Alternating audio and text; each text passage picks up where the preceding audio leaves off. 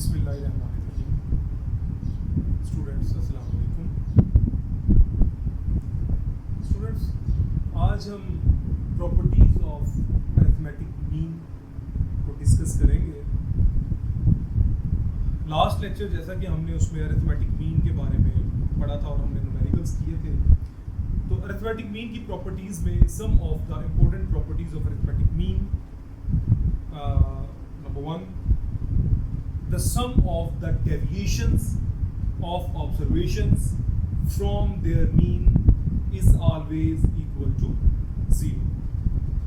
Sum of deviation of observations from their mean. Sum of deviations of observations from their mean always equal to 0.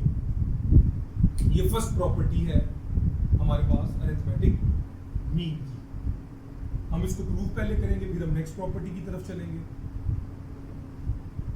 तो proof हम कुछ इस तरह से करेंगे कि समीशन y माइनस y बार हम लेफ्ट हैंड साइड इसकी ले लेंगे, इसको हम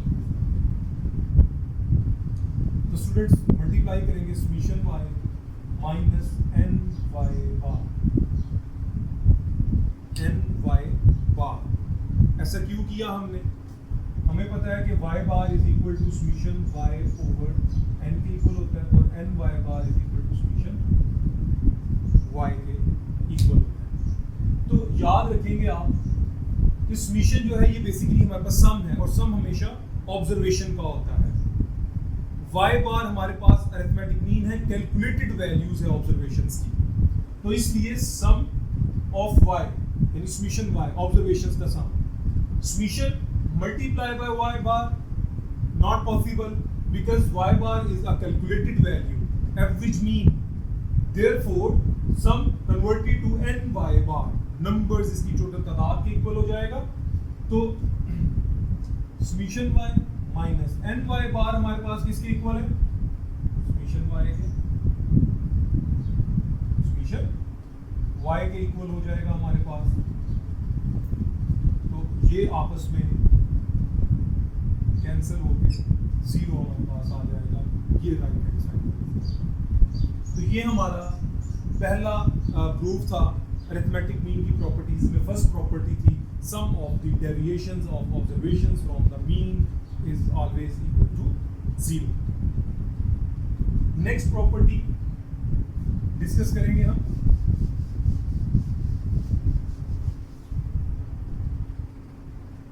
सेकंड प्रॉपर्टी है sum of squares of deviations of the observations from their mean is minimum. Sum of square of deviations of the observations from their mean is minimum. अब हमने बात की कि sum of square of the deviations from their observations from their mean is minimum। तो basically जो बात हम minimum की कर रहे हैं, इसका मतलब क्या होगा कि these value less than or equal to summation y minus a whole square, summation y minus a whole square. हमने ये अब प्रॉपर्टी जो है वो प्रूव करनी है। तो इस प्रॉपर्टी को प्रूव करने के लिए हम summation y minus a whole square की हेल्प लेंगे। Summation y minus a whole square is equal to summation y minus y bar plus y bar minus a। हम ये दो वैल्यूज को प्लस भी करेंगे और सब्ट्रैक्ट भी कर देंगे, थ्योरम प्रूव करना है। तो अब हमारे पास क्या होगा, इसको इस फॉर्म में लिख सकते हैं summation y minus y bar plus y minus y bar plus y bar minus a whole square. तो ये बेसिकली हमारे पास दो वैल्यूज बन गई। तो यहाँ हम स्क्वायर ओपन कर देंगे, summation a square plus B square plus 2 AR B, ये फॉर्म हमारे पास आ गई। समीशन को हम मल्टीप्लाई करेंगे, summation y minus y bar whole square इससे मल्टीप्लाई हो जाएगा, क्योंकि हमारे पास sum of the observations from their deviations, sum इसके साथ मल्टीप्लाई हो सकता है, प्लस ये हमारे पास कैलकुलेटेड वैल्यू है, एवरेज है, तो सम समीशन जब इसके साथ मल्टीप्लाई होगा तो n y bar minus a whole square इस फॉर्म में लिखेंगे, प्लस 2, अब समीशन इन तमाम वैल्यूज में 2 के साथ तो सम मल्टीप्लाई नहीं हो सकता, इसका सम नहीं है, y बार है, इसको हम इस फॉर्म में लिख देंगे और समीशन इसके साथ मल्टीप्लाई हो जाएगा, ये फॉर्म हमारे पास बन गया। पहली प्रॉपर्टी में हम कह चुके हैं कि समीशन y माइनस y बार जो होता है वो 0 के बराबर होता है, ये हमने प्रॉपर्टी पढ़ी है, summation y minus y bar is equal to 0, तो समीशन y माइनस y बार किसके इक्वल हो जाएगा, 0 के इक्वल हो जाएगा, तो ये सारी की सारी वैल्यू हमारे पास 0 हो जाएगी, तो हमारे पास क्या बाकी आ जाएगा, summation y minus y bar square plus n y bar minus a whole square, क्योंकि ये हमारे पास सारी वैल्यूज क्या हो जाएंगी, ये 0 के इक्वल हो जाएगा, ठीक है, ये आ गया 0। तो स्टूडेंट्स अब हमारे पास summation y minus a whole square is equal to summation y minus y bar square plus n into y bar minus a whole square, ये वैल्यूज हमारे पास बाकी बचती है। This value which show that summation x minus a whole square greater than or equal to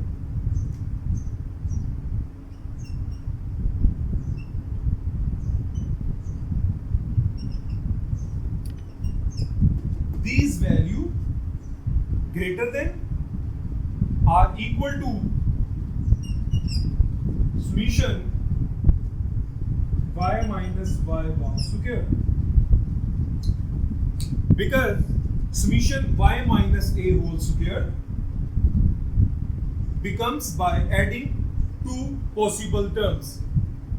हमारे पास ये दो possible terms इसके इक्वल है ना, तो इसका मतलब हुआ कि ये वाली वैल्यू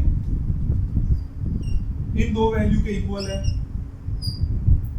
टू पॉसिबल टर्म्स है, ठीक है, और ये वाली वैल्यू इससे क्या हो जाएगी, ऑफ कोर्स ग्रेटर होगी, क्योंकि ये दो वैल्यूज, अगर हम सिर्फ इस अकेली वैल्यू की बात करें तो ये वाली वैल्यू इससे छोटी हो जाएगी और ये इससे ग्रेटर देन हो जाएगी, तो प्रूफ हो गया summation y minus y bar whole square less than और equal to summation y minus a whole square. तो ये हमने सेकंड प्रॉपर्टी भी प्रूफ कर दी। अब हम प्रॉपर्टी नंबर 3 पढ़ेंगे। तो थर्ड प्रॉपर्टी में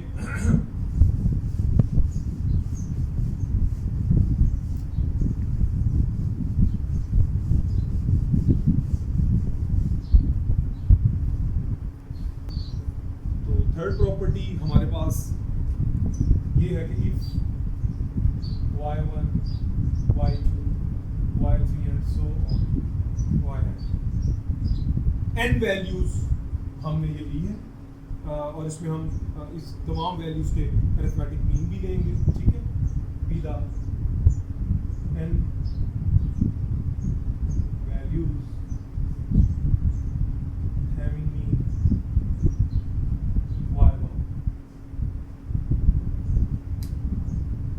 yn हमारे पास n वैल्यूज है और मीन इनका क्या है y bar, and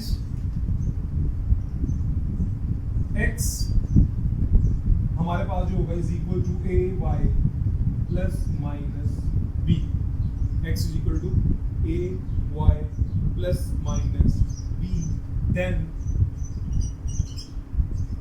x bar is equal to a y bar plus b, where a and b are two numbers,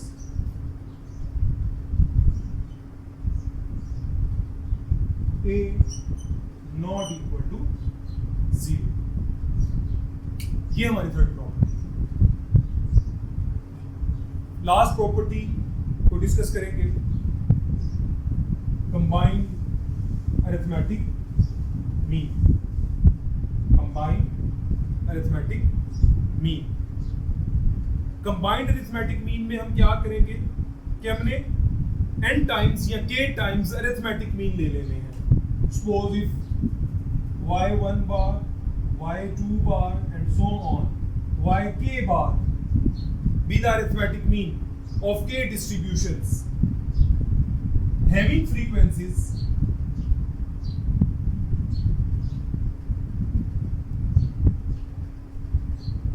n1, n2 and nk,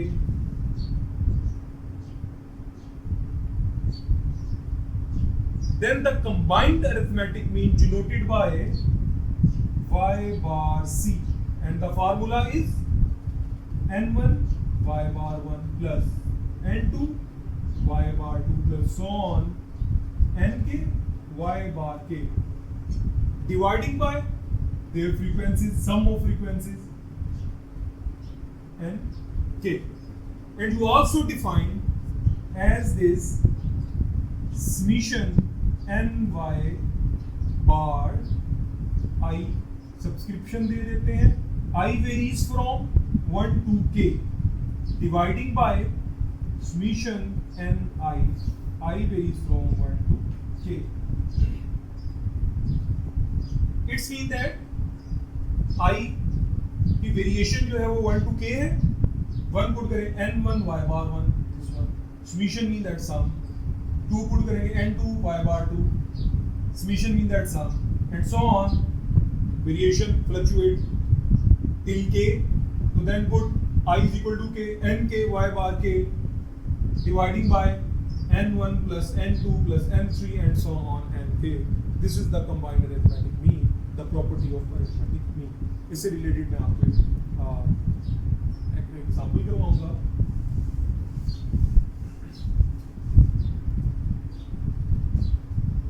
हम फाइंड करेंगे combined mean और data हम ले लेते हैं। इसमें हम सपोज कर लेते हैं कि 3 फ्रीक्वेंसीज ले लेते हैं, 50 n1, 60 ले लेते हैं n2 और फिर 50 ले लेते हैं n3। तो जो 3 फ्रीक्वेंसीज ली हैं and we also get 3 arithmetic means y bar 1, y bar 2 and y bar 3। तो y bar 1, y bar 2, y bar 3 की वैल्यूज हम डिफाइन करा देते हैं 60 एंड 65। ठीक है, ये हमने 3 वैल्यूज इसकी लेनी। तो देन फार्मूला हमारा होगा कंबाइंड अरिथमेटिक मीन का y bar c is equal to n1 y bar 1, n2 y bar 2, n3 y bar 3, n1 plus n2 plus n3 is equal to n1 50, y bar 1 75, n2 60, y bar 2 also 60, n3 50, y bar 3 65, 50 plus 60 plus 50। Students, इन तमाम values को आप calculate करेंगे और calculate करके जो भी आपका answer आएगा वो हमारा कंबाइंड अरिथमेटिक मीन का आंसर होगा। तो लास्ट जो हमारा आज का टॉपिक है वो है weighted arithmetic mean. What is weighted arithmetic mean? Weighted arithmetic mean is defined as the average when relative weights are attached with each observation. Weighted mean is denoted by y bar w, the weighted mean of y1, y2 and so on yn with corresponding weights w1, w2 and so on wn is calculated as formula is y bar w is equal to summation wy dividing by summation w। तो ये weighted arithmetic mean की definition थी। उससे related हम एक numerical भी करेंगे। Formula मैं यहाँ बोर्ड पे आपको लिखता हूँ, y बार w से हम डिनोट करते हैं वेटेड अरिथमेटिक मीन को। जैसा कि मैंने कहा, वेटेड अरिथमेटिक मीन को हम किस तरह डिफाइन करते हैं? Average when relative weights are attached with each observation. Weighted mean is denoted by y bar W, तो अटैच कर लिया ना हमने इसमें W1 Y1, W2 Y2 and so on, Wn Yn, dividing by their weights W1 W2 and so on Wn. For example, हमारे पास एक data है, उस डाटा में हमें Y और W की फॉर्म में एक टेबल दिया हुआ है, ATH 85.7 ले लें, सपोज कर लें, ठीक है, 52.1 ले लें, 33.3, कुछ भी, ये मतलब कि हमारे पास डाटा, क्वेश्चन आपको गिवन होगा, जो भी क्वेश्चन आपको दिया जाएगा उसका मेथड आपने सीखना है कि हमने इसको कैलकुलेट कैसे करना है। 44, 42, 24, 16, 6, ये हमारे पास एक डाटा दिया हुआ है, ठीक है। इस डाटा को हमने वेटेड अरिथमेटिक मीन से कैलकुलेट करना है, तो वो हम कैसे करेंगे, तो हम इसको सॉल्व करेंगे। एक हमारे पास W दिया हुआ है, 44, 42, 16, Y होगा 85.7,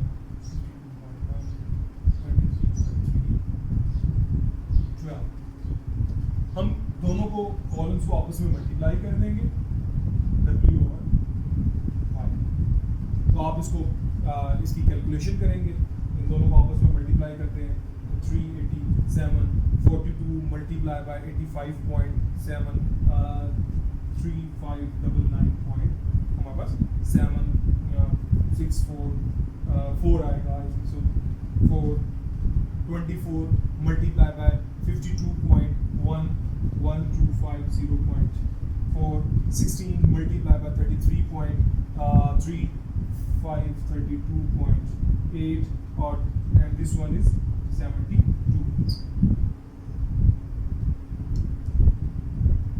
इसको कैलकुलेट करें, 132 समीशन W, ये हमारे पास इसकी कैलकुलेशन आ गई। दिस वन इज 9326 पॉइंट्स में हम इसको हमारे पास टोटल इसकी कैलकुलेशन ये आ जाएगी, this is equal to summation W Y। ये हमारे पास स्टूडेंट्स डाटास है, इन डाटा को हमने फार्मूला में पुट करना है, हमने आंसर गेट करना है। तो ये हमने फार्मूला पढ़ा हुआ था, इस फार्मूला को हम summation WY over summation W form में लिख सकते हैं। तो समीशन WY हमारे पास कितना था, 9326.6, और समीशन W हमारे पास किस फॉर्म में था, 132। तो स्टूडेंट्स इसको आप कैलकुलेट करेंगे, 70.66 हमारे पास इसका आंसर आ जाएगा। तो this is weighted arithmetic mean, ये हमारा वेटेड अरिथमेटिक मीन आ गया। तो मैं आपको एक असाइनमेंट के तौर पे क्वेश्चन दूंगा, वो आप क्वेश्चन करके आएंगे। तो असाइनमेंट आप लोग नोट कर लें, compute weighted average of the price of tea from the following data, assuming the quantities solid as weight, price per pounds ले लें आप, उसको x का नाम दे दीजिएगा, तो x की वैल्यूज आप ले लें 2.25,